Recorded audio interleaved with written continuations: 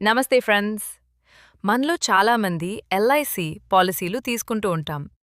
కానీ policy maturity అయిన తర్వాత లేదా ఏదైనా అపశృతి జరిగి డెత్ క్లెయిమ్ వచ్చే సమయంలో ఆ డబ్బులను తీసుకోవడం మర్చిపోతుంటాం. అసలిలా ఎవరైనా క్లెయిమ్ చేయని ఎల్ఐసి సొమ్ము ఏమవుతుందో మీకు తెలుసా? ఈరోజు ఈ వీడియోలో మనం దీని గురించిన పూర్తి వివరాలు తెలుసుకుందాం. వీడియోను చివరి వరకు చూడండి.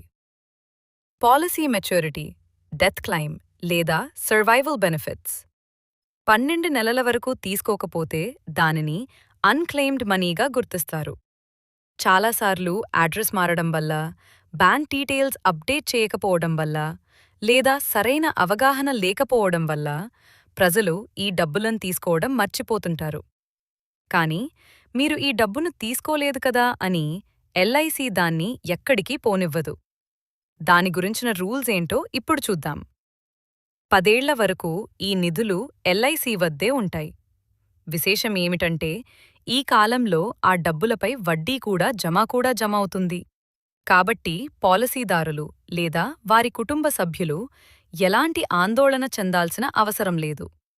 మీ డబ్బు సేఫ్గానే ఉంటుంది మరియు దానికి వడ్డీ కూడా యాడ్ అవుతుంది. కాకపోతే సరైన సమయంలో దాన్ని గుర్తించి క్లెయిమ్ చేసుకోవడం చాలా ముఖ్యం.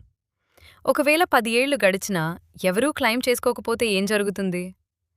10 ఏళ్ల తర్వాత కేంద్ర ప్రభుత్వం నిర్వహించే సీనియర్ సిటిజన్ల సంక్షేమ నిధికి ఆ నిధులను బదిలీ చేస్తారు. ప్రభుత్వ నిధికి వెళ్ళిపోయింది కదా అని మీ డబ్బు శాశ్వతంగా పోయినట్టా? కానే కాదు. దీనికి సంబంధించిన ఒక రకమైన వెసులుబాటు గురించి ఇప్పుడు తెలుసుకుందాం. కేంద్ర ప్రభుత్వ నిధికి బదిలీ అయినప్పటికీ పాలసీదారుడు లేదా నామినీకి ఆ డబ్బుపై హక్కులు ఉంటాయి. 25 ఏళ్లలోపు ఎప్పుడైనా పాలసీదారులు లేదా వారి వారసులు క్లెయిమ్ చేయవచ్చు. అంటే మీకు మొత్తం 25 సంవత్సరాల సుదీర్ఘ సమయం లభిస్తుంది.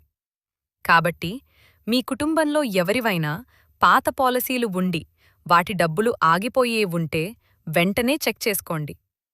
చూసారుగా ఫ్రెండ్స్, ఎల్ఐసి వద్ద ఉన్న మీ క్లెయిమ్ చేయని డబ్బుకు సంబంధించి ప్రభుత్వ నిబంధనలు ఎలా ఉన్నాయో. ఈ సమాచారం మీ బంధువులకు మరియు స్నేహితులకు ఖచ్చితంగా షేర్ చేయండి. ఎవరికైనా ఉపయోగపడవచ్చు. మరిన్ని ఇలాంటి ఉపయోగకరమైన విషయాల కోసం మన ఛానల్ని సబ్స్క్రైబ్ చేసుకోండి. ధన్యవాదాలు.